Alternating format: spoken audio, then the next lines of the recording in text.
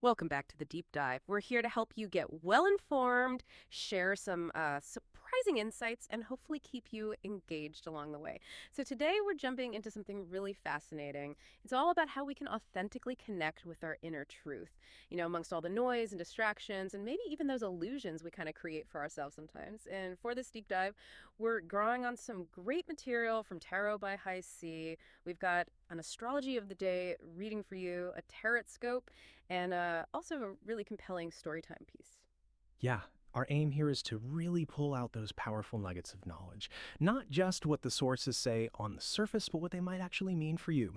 We're going to look at the subtle ways we might perhaps cloud our own clarity, and more importantly, how we can access that deeper wisdom even when things feel, well, ambiguous. Okay, let's dive in. So first up, let's set the scene with the astrology. What's the general vibe described for July 19th, 2025?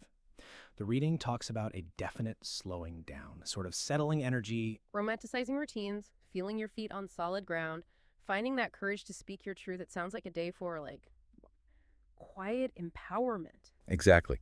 And what's compelling here is how it frames strength. It's not about quick wins or flashy moves, is it? The source really emphasizes that true power often moves slowly, quite deliberately, almost counterintuitively. It suggests that to really move forward, we might need to release a bit of pride, maybe embrace some vulnerability. It's a call to reconnect with our core values, Yes. stabilize things that have felt shaky rather than, launching something big and new. Mm, The power's in the steady undercurrent. I like that steady undercurrent, and that really comes through in the morning aspect mentioned. Taurus moon trine Mars. The source uses this beautiful description: the steady power of roots growing deeper, of mountains that reshape landscapes simply by existing. Wow. Such a solid image, isn't it? Makes you think, okay, where could you use that kind of quiet, unshakable strength right now? Right. And that grounding feeling carries into the tonight aspect too, with the Taurus moon trying the sun.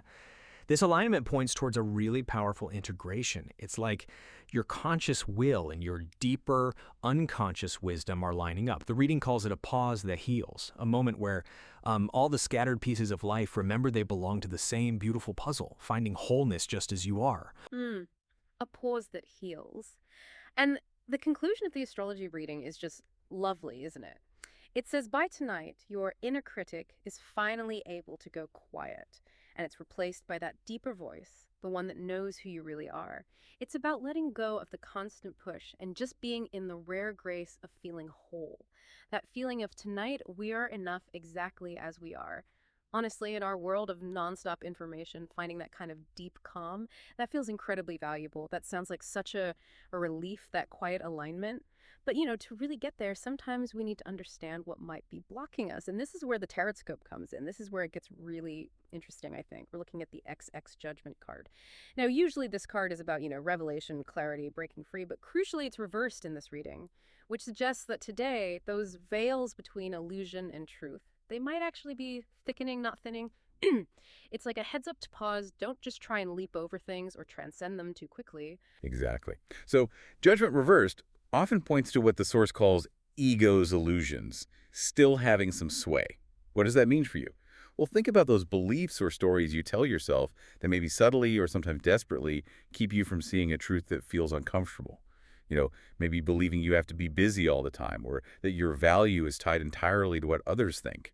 Those internal narratives are clouding things. Yeah, the tarot scope breaks this down further with the idea of distraction versus inner truth. Mhm. It describes how you might feel pulled towards getting that external validation, chasing achievements for applause, maybe, or trying hard to be this idealized version of yourself. And the warning is that these things could be delaying an important inner awakening. And that ties directly into another point, avoidance of transformation. Ah. We might find ourselves actively resisting a shift that needs to happen. Maybe it's fear of the unknown, maybe just the comfort of old habits.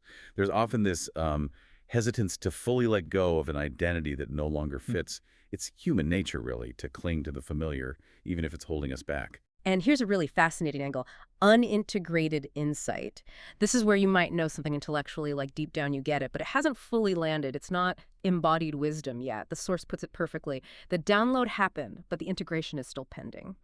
You know it in your head, but it's not quite shaping your actions or feelings day to day. Okay, so we have this astrological pull towards calm grounding, but also this tarot warning about illusions thickening up.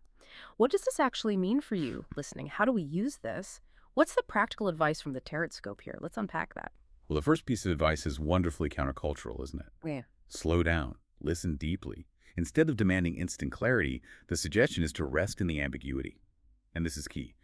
Don't bypass confusion. There is treasure hidden in it. It really encourages patience with yourself and the process. True answers often bubble up from that stillness, not from, frantic searching. That is a huge shift, isn't it? Our instinct is usually to fix confusion immediately. And then there's this, watch the mirror of projection. Such a powerful concept. The idea that whatever irritates you or excites you or maybe just confuses you and other people, it might just be reflecting your own stuff back at you, your own unprocessed shadows or maybe unacknowledged desires. It's a really practical tool for self-reflection, right? Asking, okay, what's this really telling me about me? Exactly. And finally, to bridge that gap between just knowing something and truly living it, the advice is to move from mental knowing to experiential truth. The TarotScope specifically suggests things like meditation or body work, maybe expressive arts. These aren't just like nice hobbies. They're seen as pathways to bypass the mind's resistance and access the truth directly from the heart and body. It's about feeling it, experiencing it, not just thinking about it. Okay, so to really ground these ideas, let's turn to the storytime segment. This one features Eira and the Mirror of Skymir. The story sets the scene in the shadowed edge of Midgard. We meet Eira, a young seer, but her visions were clouded by her own fear, apparently. And this Mirror of Skymir, it's described as round and dark as storm-slick obsidian. And it wasn't supposed to show you what was, but rather what one refused to see. But here's the twist. Eira, the seer, had never actually dared to look into it herself. And this internal situation, Eira's fear, it wasn't just contained within her. It seemed to affect the whole community. A kind of sickness spread through the land, not a physical one, but more spiritual or psychological. Villagers started chasing strange ambitions, arguments flared up. Everyone seemed driven by illusions, chasing glory or love or power or revenge. This external chaos, all that confusion out there, it was basically mirroring Eira's own internal fog. Her unaddressed fear was being reflected in the world around her. So Eira gets desperate. She climbs this sacred mountain, Huldref Shell, looking for answers, maybe some kind of divine help. But no god speaks. Instead, the mountain itself seems to whisper this critical truth to her. You seek truth outside, but carry fog within. Ooh. Yeah, quite the moment. And this leads to the absolute turning point. Eira, probably feeling completely broken, finally pulls out the Mirror of Skymir and forces herself to look. And what she sees is shattering. Herself, but fractured, repeated. Different faces of her weeping, raging, pretending to be peaceful, turning away. But behind all those fragmented reflections, crucially, she saw her own spirit self, ancient and winged, bound in a cage made from her own denial. A really stark, painful image of self-imprisonment, right? Absolutely. And breaking free wasn't easy, not at all. The story says mist poured from the mirror and Eira screamed this primal sound of pain, of recognition. But crucially, she did not look away. That act, that sheer courage to keep looking even though it hurt, that was transformative. The fog inside her cleared, and she finally understood her visions weren't just randomly clouded. They were obscured by her own fear of her true calling, her fear of becoming a truth walker, someone who has to break illusions in others, but only after facing them fiercely within herself first. And when Eira came back down to her village, the change was obvious. Her eyes glowed with stormlight. The fear, the denial, it was gone from her gaze. And her unveiled look literally showed them themselves, reflected their own truths back at them. And the villagers, well, they had two reactions. Some turned away, scared to see their own reflections. But others who met her gaze, they were never the same. Her inner shift had this massive ripple effect. Wow. It's such a powerful story, isn't it? It just perfectly sums up the core message we've been exploring here today, that the fog that blinds is not always in the world. Sometimes it rises from within. And only when one sees clearly with pain, with courage, does the soul begin to remember its wings. It's beautiful. So as we wrap up this deep dive, we've really journeyed through quite a bit, haven't we? We looked at the importance of pausing, looking inward, embracing that vulnerability. The astrology pointed to the slow, steady integration, while the tarot warned us about those tricky veils of illusion, especially when we chase external stuff or resist change. And then Eira's story just brought it all to life, showing the intense but ultimately freeing power of confronting our inner truth.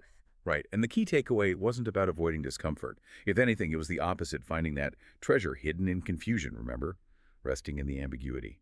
and that moving from just knowing things in your head to actually experiencing truth through things like meditation, bodywork, art, that's how you get past the mind's defenses and tap into what your heart and body already know. Absolutely. So as you go about your day, maybe just mull this over. If Eira's ancient winged spirit self was trapped in a cage built from her own denial, what forgotten wings might you rediscover within yourself? If you dared to look at what you've perhaps been refusing to see, where might your own fog be rising from? And what courage might it take for you to start clearing it? Something to think about.